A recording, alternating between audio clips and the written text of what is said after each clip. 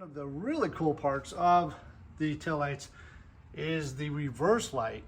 And you can see it right there is that clear lens. It kind of looks like an upside down triangle, or if you're familiar with the Fratzog of Dodge, it kind of looks like an upside down Fratzog. But that is the tail light. Out of this big, huge car, those little clear lights are the reverse lights. Sorry, I think I said tail lights, but that's the reverse lights. Unfortunately, on my car, they are not working. And what I have come to discover that in 1968, if you have a center console automatic car, you have a switch that is inside the center console. After that, they moved it down to the transmission. And likewise, I believe if you have a 4-speed, you have it on the transmission. If you have a center console automatic car, there's a switch on the bottom of the steering column as well. And that has a little T that mounts up to that to the column, but it still has a switch.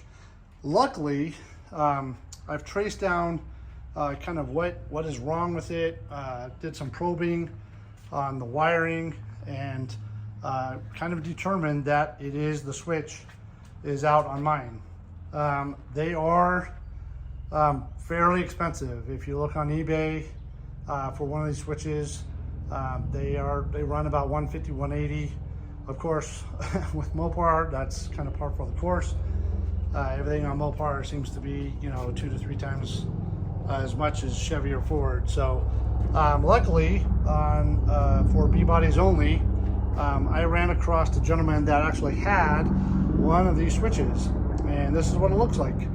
It has this little knob that is sticking out, and this mounts in the center console. This connects up with the shifter with this spring, and it has this wire connection on the other side, and it's a simple plug-in that then goes to the fuse box underneath the dash, and then routes out to the reverse lights here in the back. So from all my testing and checking things, etc., it is the switch. So I'm going to show you how to change out the switch on a center console automatic car for 1968. So the first thing you need to do is remove the top sill plate. This is pretty simple. It's just 2 Phillips head screws, and this is going to actually release the plate. The front of it is kind of fit on the base, so it'll just pull straight up. If you want to remove the entire plate, you will have to actually put the car in neutral to get that off, because the way that the shifter is angled, it's not going to come off in park. So you'll have to stick it in neutral, which of course you want to have the wheels chocked to make sure the car doesn't roll. So we're going to pull this off. When you go to lift this off, it just kind of slides up to the point of the shifter where it won't come up anymore because of the angle, like I was mentioning. But this is basically what it looks like. There's your switch for the reverse lights. And I also noticed missing the bulb that lights up the indicator up here as to what gear you're in, or park, reverse, neutral when the lights are on. So I'm going to go ahead and replace that as well. I think it's a 57 bulb. So we're going to do that and take that switch out. So this is the other side of that switch, and what I was noticed was mine is broken on this side. Again, it's supposed to have a knob right there, and you can see it's kind of broken off where it engages the shifter. Again, here's the one that I have to replace it. You see the knob sticking out there. Mine is broken off. I believe this is original, back to 1968. Just looking at all the wiring and components and stuff in here, it does not look like anybody's been in here before. So I'm going to go with that it is original. And we're going to pull this out. There's two, basically two bolts down on the bottom. I don't know if you can really see those or not. They're kind of underneath it. Those need to come out. They're very small. I need to find out what size they are, but they're pretty small. And that's it. And you just will unplug it from the harness, and it's just a simple 2 wires, kind of the beige wire and the purple wire. And again, that goes all the way up to the bulkhead. Those wires run kind of underneath and then up to the bulkhead, and we'll see if it works. And I'll show you on this switch. This is the replacement switch I got. It's an original, but you can see where the 2 bolt holes are. It is oblong, so you can slide this back and forth because it needs to engage with the shifter.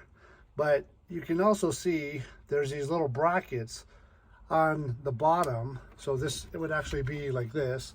So the little brackets are on the bottom, and this bolt is actually directly underneath this bracket. So the clearance between the bracket and the bolt is minimal. And I've tried, well, you can't get a regular wrench in there. And I've tried to get a quarter drive socket in there, and that is not fitting either. So I have a couple of tools. My buddy is a mechanic, and he's got some of these special tools. So he has this wrench that's really thin, that we might try that. He's got this, it's 3/8 by the way. So he's got this socket that's on a wobbly, that might work.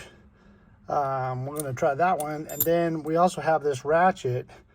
It's a pass-through ratchet, that might work too. But all these other tools I have do not fit in there. And as you can see on this side, that little part right here is what's broken off, and it's supposed to look like this with the knob. And this knob slides back and forth. You see it's spring loaded, so it slides back and forth, and it engages the shifter right here. So as the shifter moves into reverse, this switch actually activates and the reverse lights go on. So you just have to line it up. So I am in the middle of trying to take this off, and it's proving to be very difficult in what seems to be very simple. But I will let you know when I get it off. Finally got the original one out, and as you can see, it's broken, and that's the little tab for the new one, the new old stock. But that is the part. If that breaks off, you don't get any reverse lights at all. So I ended up using a couple of different things. I used this little tiny wobbly 3/8 to finally get in there, and it was just enough space for the wobbly to fit on, and yet the ratchet, the quarter ratchet, to sit above.